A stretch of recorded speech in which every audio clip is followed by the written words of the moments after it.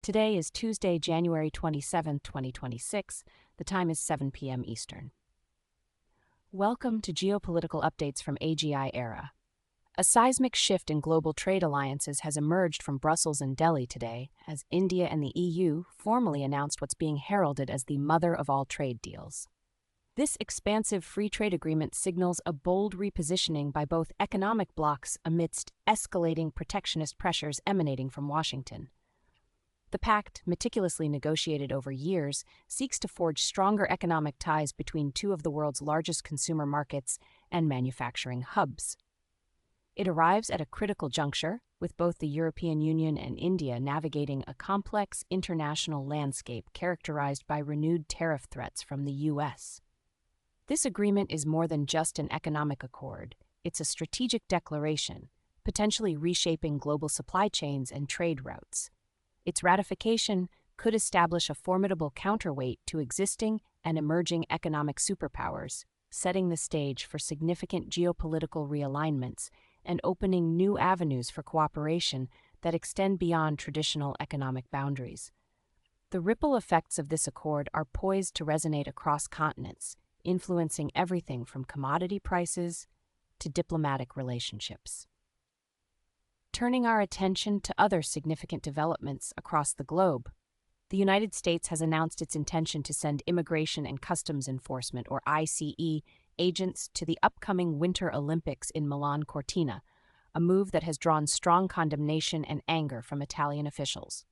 While the U.S. federal agency asserts its agents will not undertake immigration enforcement roles during February's international event, merely providing security assistance, the decision has nevertheless provoked a diplomatic spat.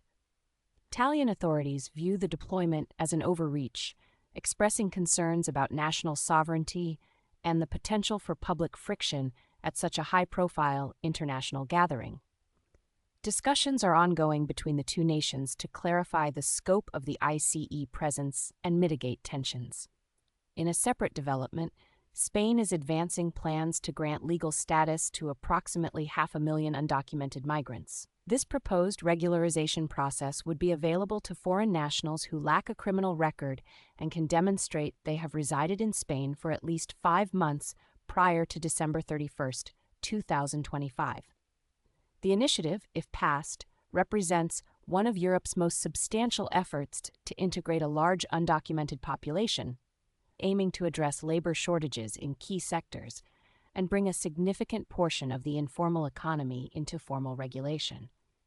Critics, however, warn it could incentivize further irregular migration, creating new pressures on border control and social services.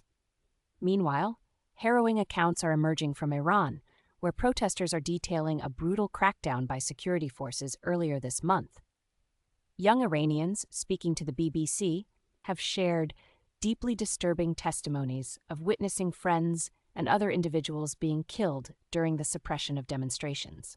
These reports paint a grim picture of the government's forceful response to dissent, indicating a significant escalation in tactics used to quell public unrest. The scale of the reported casualties and the severity of the alleged actions by security forces are drawing international attention to the human rights situation within the country, prompting calls for independent investigations and accountability.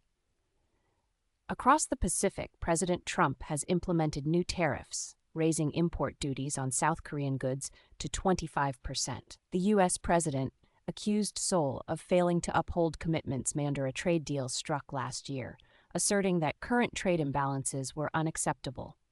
This unilateral action is expected to impact a wide range of South Korean exports, including steel, automobiles, and electronics, potentially disrupting established supply chains and increasing costs for American consumers. South Korea has responded with strong disapproval, indicating it may pursue retaliatory measures or challenge the tariffs through international trade mechanisms, further heightening trade tensions between the two allies. In another North American development, Canadian Prime Minister Carney has strongly denied claims that he walked back statements made during his recent Davos speech following a phone call with U.S. President Trump. The conversation occurred after President Trump reportedly threatened to impose 100% tariffs on Canadian imports.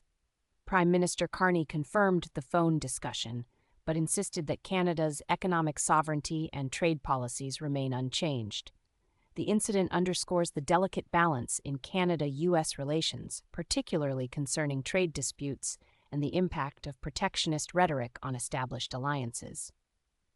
Finally, Rwanda has initiated legal proceedings against the United Kingdom over an axed migrant deal.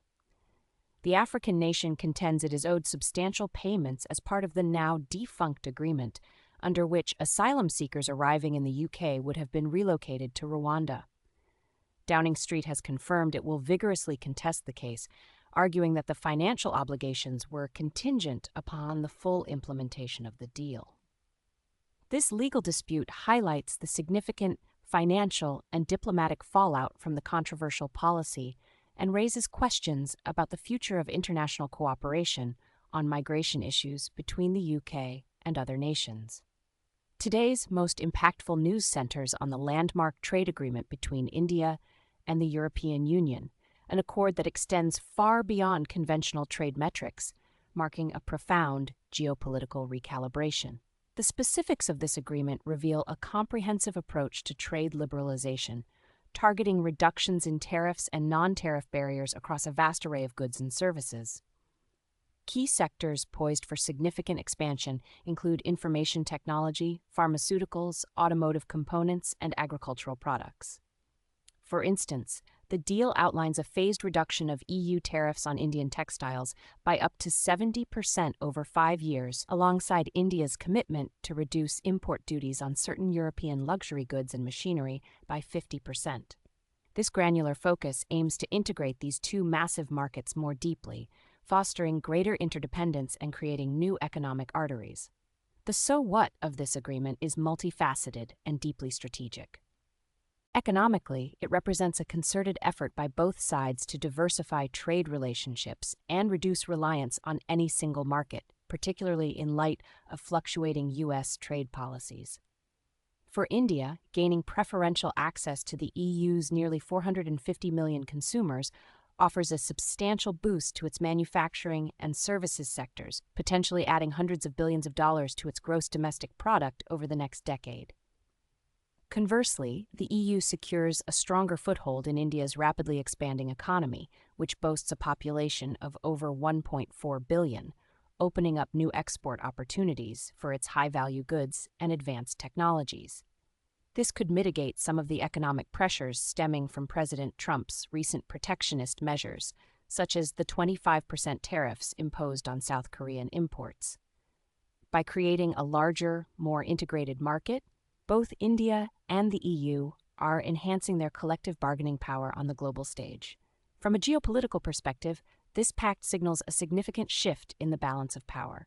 Both Delhi and Brussels are implicitly, if not explicitly, positioning themselves as alternative poles in a multipolar world order.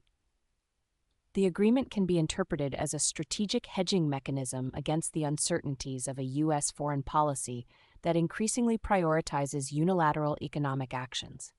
The fact that the deal comes as both parties contend with economic and geopolitical pressure from the U.S., as reported by BBC, underscores this strategic imperative. It demonstrates a shared commitment to multilateralism and rules-based trade at a time when these principles are under strain. For the EU, deepening ties with India, a key player in the Indo-Pacific, aligns with its broader strategy to project influence and secure supply chain resilience in a region increasingly vital for global trade and security. For India, it provides access to advanced European technologies and investments, crucial for its ambitious development goals, while also bolstering its diplomatic standing as a credible and independent global actor. The long-term strategic consequences are profound. This mother of all trade deals could serve as a template for other regional blocs seeking to bolster their economic security and strategic autonomy. It may also accelerate the diversification of global supply chains away from a heavy reliance on single-country sources, particularly in critical sectors like semiconductors and rare earth minerals. Furthermore, the enhanced cooperation on regulatory standards and intellectual property rights outlined in the agreement could lead to a convergence of norms between India and the EU, potentially setting new international benchmarks. This convergence could reduce friction in future trade negotiation and foster a more predictable global trading environment.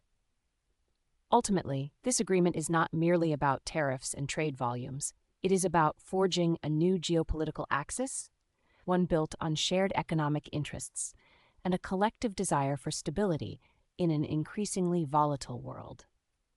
The success of this pact will undoubtedly be closely watched by other major economies, potentially inspiring similar realignments and further fragmenting the established international economic order. Today's key takeaways include the significant economic and geopolitical implications of the India-EU trade deal, alongside renewed trade tensions between the U.S. and South Korea.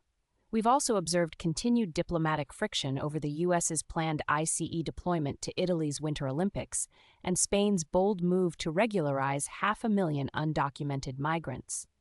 For your watch list over the next 24 hours, first, monitor any official statements or retaliatory measures from South Korea in response to the U.S. tariffs. The immediate reaction from Seoul will indicate the potential for further escalation in trade disputes. Second, keep an eye on developments regarding the U.S. ICE presence at the Winter Olympics. Any further protests or diplomatic incidents could impact the security arrangements and international perception of the Games.